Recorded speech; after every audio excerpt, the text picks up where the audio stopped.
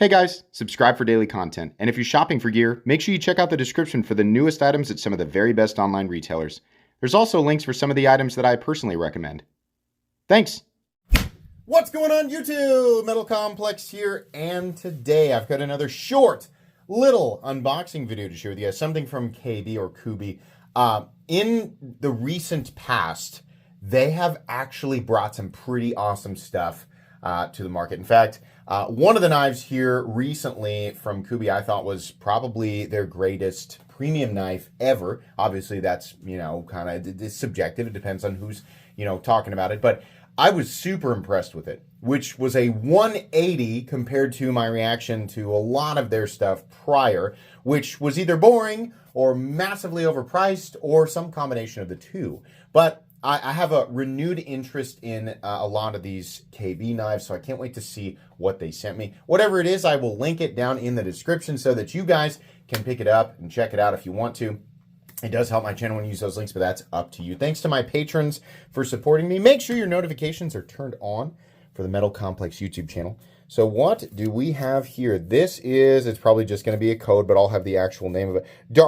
We're just not focusing today. We have no interest in focusing automatically. I have to touch the button. KB444A, really wish you guys, I keep saying this, I really wish that you guys would just put the name of the knife on the box. But okay, no big deal. I can look it up. Okay. This is another one from their site that I thought looked pretty interesting. Let's see what we've got here. We have to actually open the whole, you know what? I'm just going to use this because I don't know what happened to the obsidian toenail. I threw it, apparently. Okay. Kind of a chunky boy. Interesting texture.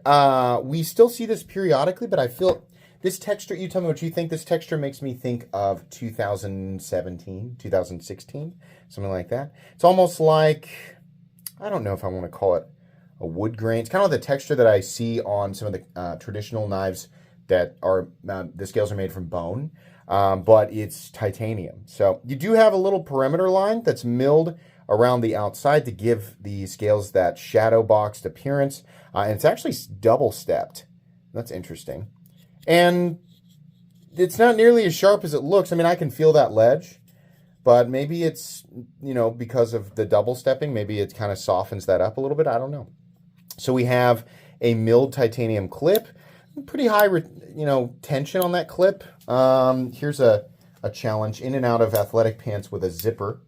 Very irritating with a zipper. But I think if you were wearing, regular cargo shorts or jeans or whatever, like normal, casual gear or casual attire, I don't think it would be impossible. Far from it, but it is pretty high tension. There's a pretty big clip too. It kind of surprises me. I kind of expected it to not be like that.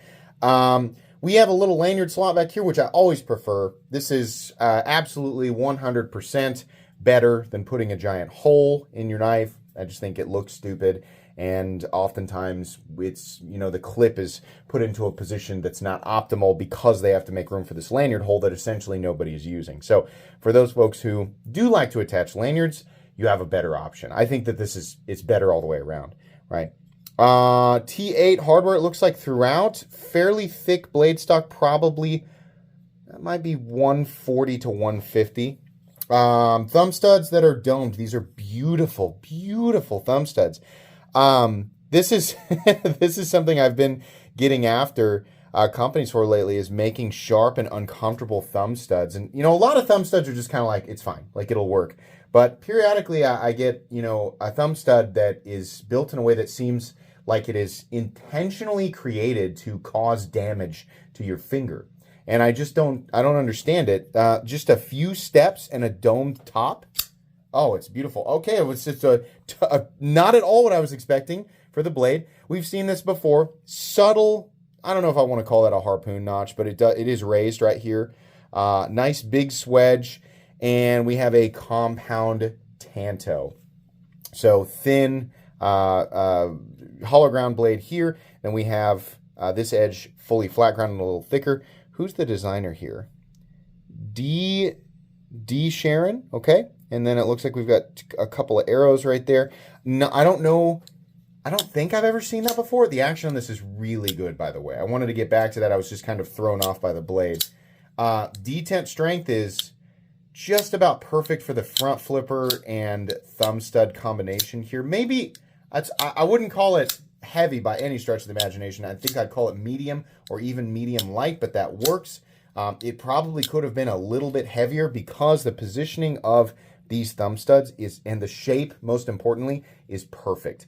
These thumb studs, they might just be, it's hard to say because what we have here are contoured scales. It's very light, right? But as far as these sticking out past the frame, I think the thickest point of the frame, I don't think that they actually do. No. So this is a perfect example of a thumb stud that is just, I'm going to go ahead and say objectively better. Like, this is just an objectively better thumb stud design than so much. I'll get here to point out what I think is a terrible thumb stud. The studs on the, like the Sebenza. They're way too pointy. It's ridiculous. And any thumb stud that comes to a hard, sharp 90-degree angle that's flat on top, you know, I think that those are just painful to operate. I mean, it's obviously like I'm talking about if you're flipping it over and over and over again. For the most part, it's fine and like it's going to work, especially for those of you who wear gloves. And you're manipulating a knife in a glove, you might want something to catch a little bit harder. But I would argue that not only is this more comfortable for a bare hand, but it should still be plenty accessible in gloves. In fact, I will put some on right now and see if I can do that. A big, thick leather glove from Husky, easy. Easy, easy, easy, easy. Even something like this, no problem. I just find thumb studs like this to be better. This is a pretty cool design. Now, what do we have here for steel? I'm going to guess it's M390. Is it back here? Where are you? Here we are. Here we are. M390. I can never remember how Kubey heat treats their M390. I feel like they're up there above 60. I feel like they are. Right? We've had some people in the comments who are, I've had a couple people say that all M390 should be up in the 62 to 64 range. I don't think so. I disagree with that. M390 is not a tough composition. It was not designed to be tough. And while I think for a small percentage of people who are understand, you know, at especially at really thin geometries, that a 64 HRC M390 blade, 60, I mean, really up there, really high, 63, 64, you have so, you know, dramatically reduced the toughness that the blade really does need to be used for ultra-specific tasks. And I think for people who know that and really understand geometry and, you know, like they know what they're going to use the knife for, I think that for those people that might be optimized. But what those people don't realize is the average person represents a far, far larger population. And for a lot of people, you know, you're going to use these knives. Maybe not like, maybe you're still going to be a little reserved, but you're going to use them far more casually. And so what would be, you know, just a normal thing for a knife to maybe, whoops, you know, ran into something a little bit, you know, he ran into a staple or something like that, that might be a tiny whoopsie, all of a sudden has the potential to be an absolute nightmare.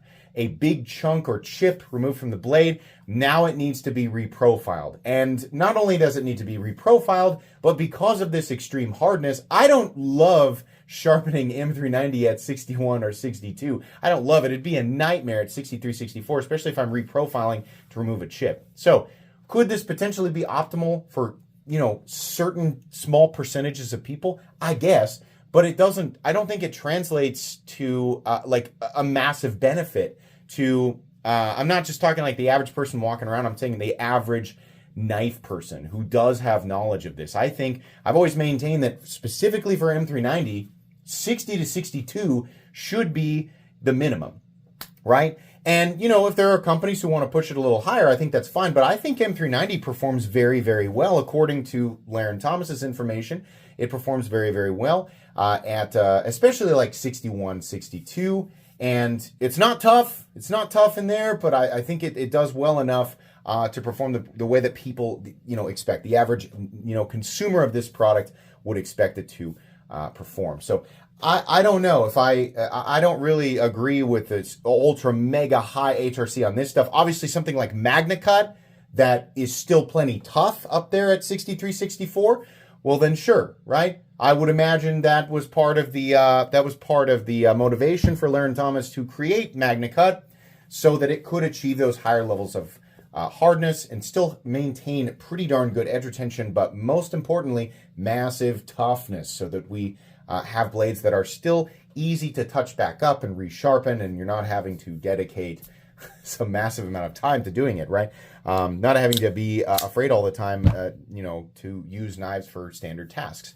So I don't know. I think that in order for that to be proven to be the truly optimal range, then we would need to see an enormous amount of testing for blades at various geometries up there at that hardness, using them for not just, delicate cutting tasks, but a wide range of tasks in a wide range of environments.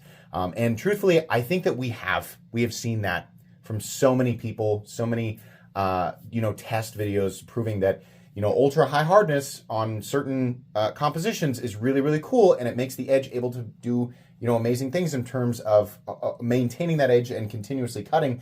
But in a lot of cases, it just makes the knife too delicate, right?